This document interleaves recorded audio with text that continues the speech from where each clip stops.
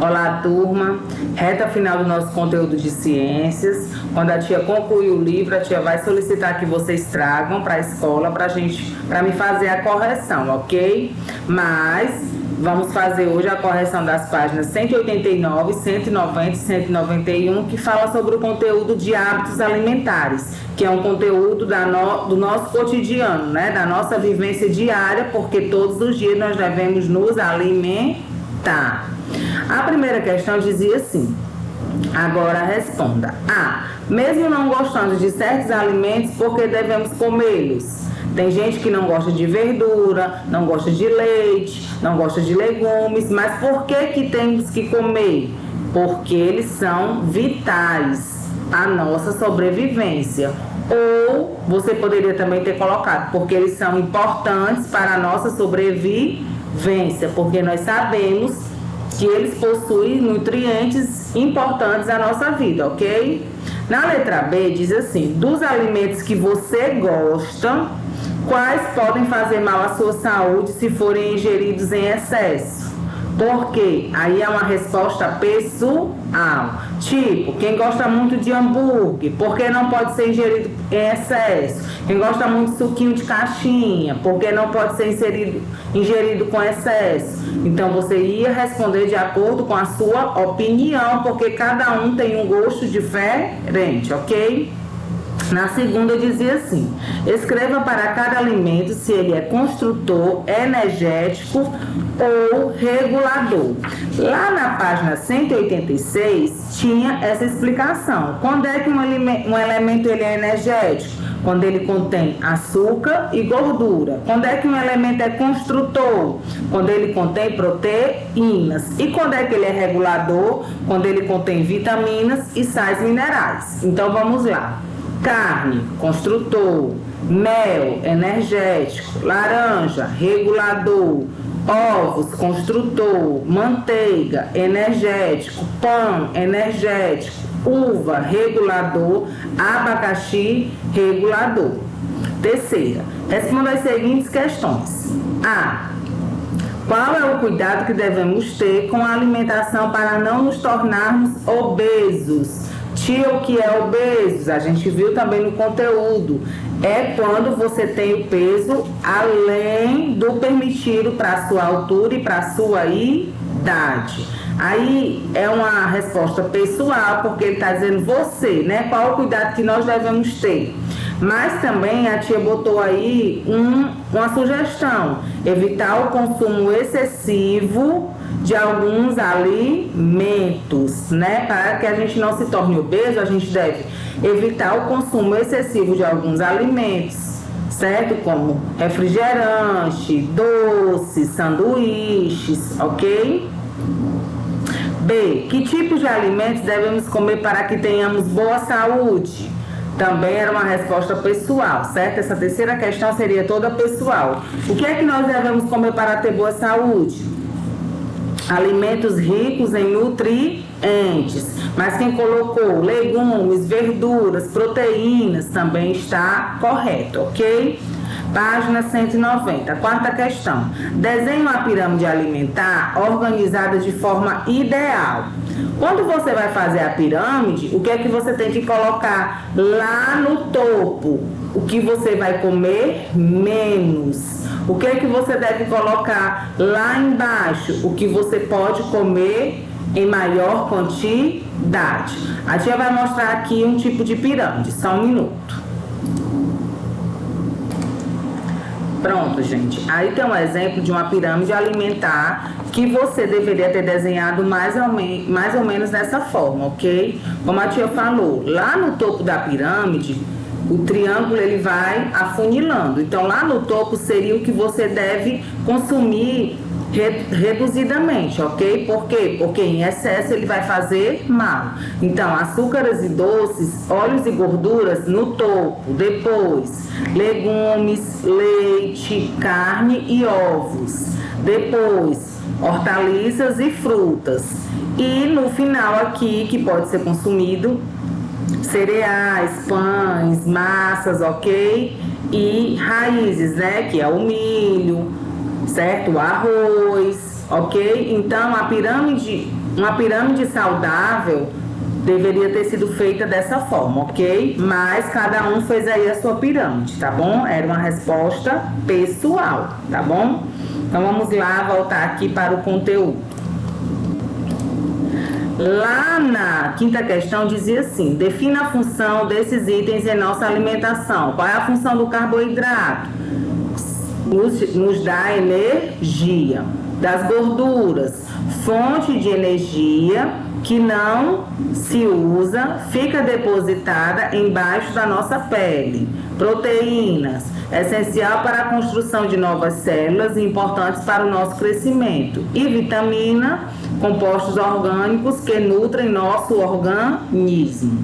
Sexta questão. Escreva o texto de modo que ele fique correto. O texto dizia assim: procure alimentar-se além do que você precisa. Comer demais não causa mal nenhum. Não contribui no aparecimento de nenhum problema de saúde. Isso aí está errado, né, gente? Como é que ficaria certo? Procure alimentar-se de acordo com as suas necessidades. Comer demais provoca diversos males e contribui no aparecimento de vários problemas de saúde. Então, essas palavrinhas não aqui, ó, elas devem ser o quê? Retiradas. Página 191. Fala o quê? Descreva os seguintes tipos de alimentos energéticos. Já te explicou lá naquela outra questão. Contém açúcares e gorduras. Construtores, alimentos ricos em proteínas. Reguladores, ricos em sais minerais e vitaminas. Oitava, selecione 5 exemplos de alimentos, pesquise sobre eles e classifique-os como energéticos, construtores e reguladores, justificando a sua resposta. Então, aí é uma resposta pessoal. Você ia pesquisar um alimento energético, teria que ser o quê? Um açúcar ou algum alimento que tivesse o quê? Gordura. Construtor teria que ser um alimento rico em quê? Em proteína. E um regulador que seria rico em sais minerais e vitaminas. Então é uma resposta pessoal. A nona vocês não iam fazer porque pede para fazer junto com os colegas e nós não estamos, né, presencial, tá bom? Então vamos lá para a página 192 que fala do último sistema que nós vamos ver esse ano, tá bom? O sistema imunitário. O que é isso, tia? É um sistema formado por estruturas e células de defesa, entre as quais se destacam os glóbulos brancos. Então, é um sistema que nos protege, né, de doenças. A função do sistema imunitário é proteger o corpo contra substâncias ou micro-organismos que podem causar doenças. Os glóbulos brancos são as células que atuam no sistema imunitário. Eles defendem o corpo desses agentes invasores. A medula óssea e o timo são os principais órgãos do sistema imunitário. Na medula óssea são produzidos os glóbulos brancos. O timo é um órgão que abriga alguns glóbulos brancos até eles amadurecerem e ficarem prontos para defender o corpo. Então, se a nossa medula óssea não estiver funcionando normalmente, significa que os nossos glóbulos brancos não estão sendo produzidos e nós vamos adoecer, ok? Essas barreiras são também chamadas de mecanismos de defesa, não específicos, pois defendem o organismo de qualquer tipo de invasor, certo? Os micro-organismos são patogênicos e causam que? Doenças. No corpo existem algumas barreiras, como a pele, a saliva, a cera. A pele é a principal e primeira barreira contra os micro-organismos. A saliva contém substâncias que matam bactérias e impedem o desenvolvimento de alguns agentes patológicos. Na página 193 fala: a cera que é produzida pelas orelhas tem como função dificultar a instalação de micro-organismos no canal da orelha, por isso não devemos eliminá-la completamente, porque ela impede que os agentes invasores entrem em nosso corpo. Então, assim, não se pode limpar todos os dias a orelha com o cotonete. Por quê? Porque é necessário que fique um pouco de cera, porque ela serve como proteção. O sistema imunitário de um bebê recém-nascido ainda não teve nenhum contato com micro-organismos estranhos. Por esse motivo, o leite materno fornece ao bebê não só alimento, mas também anticorpos presentes no sistema imunitário da mãe. Então, a alimentação do bebê, o leite materno, ele é essencial para proteger esse bebê de doenças, ok? Os vírus e as bactérias tentam invadir o nosso organismo para se reproduzir e causar o quê? Enfermidades. E quem são as principais ajudantes desse sistema imunitário? As vacinas, né? Nós estamos aí vendo que o governo, os países estão todo o tempo, né, estudando para criar vacina contra o Covid, né, para que nos protejam, né, protejam o nosso organismo. As vacinas imunizam o corpo contra doenças e a sua eficiência pode ser explicada pela ação das células de memória, certo? Isso aí vocês vão ver mais lá na frente. Mas com a vacina você evita ter determinadas doenças.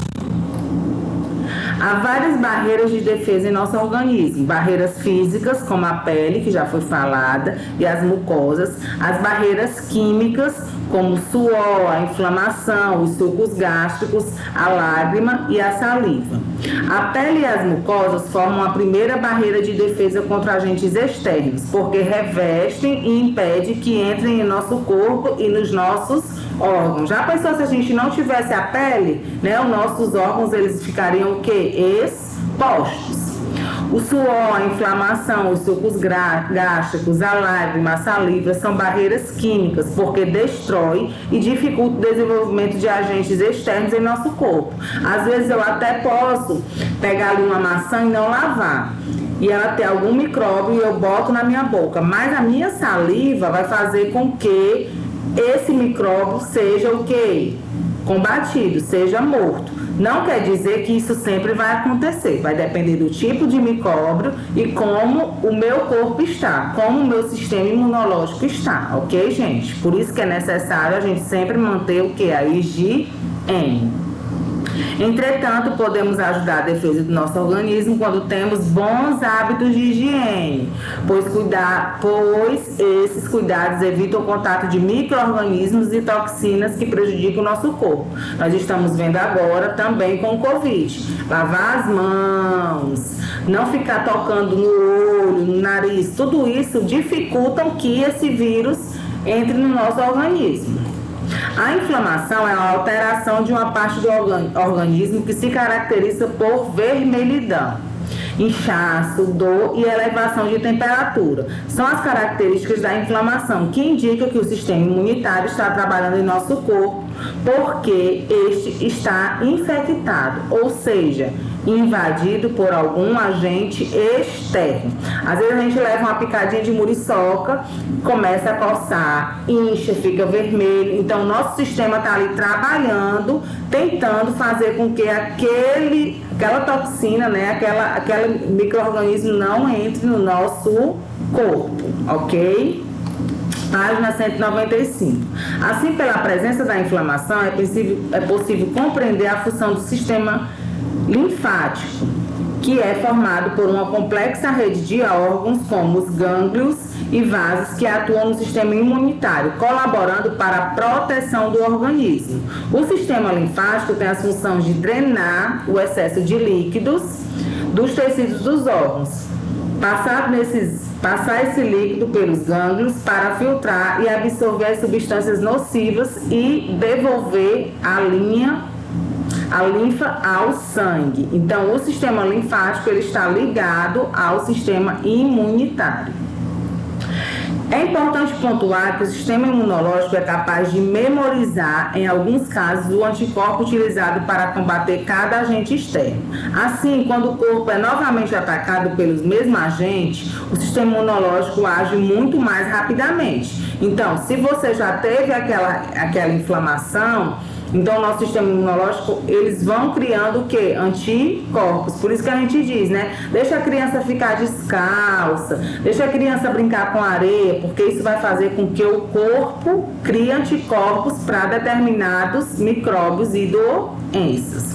O corpo humano tem diversos sistemas, órgãos e células que atuam em sua proteção e defesa contra agentes externos, que podem causar dano à nossa saúde.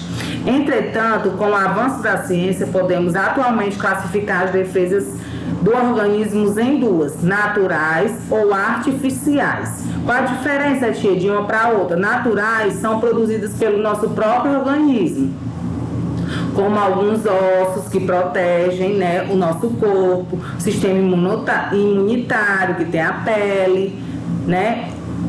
E algumas substâncias químicas que são produzidas pelo corpo, por exemplo, possuem enzimas bactericidas, ou seja, estruturas capazes de destruir bactérias, pode prejudicar o corpo. Os glóbulos brancos do sangue são produzidos em várias partes do corpo e atacam qualquer corpo estranho presente no organismo. Entretanto, há vezes em que apenas as barreiras de defesas naturais não são suficientes. Aí vão entrar o quê? As defesas artificiais, que são o que, tia? Os medicamentos, as vacinas, os soros, ok? Então, defesas naturais, que meu corpo, meu organismo produz. Defesas artificiais, medicamentos, vacinas, soros, tudo que eu tomo para ajudar o meu sistema imunitário.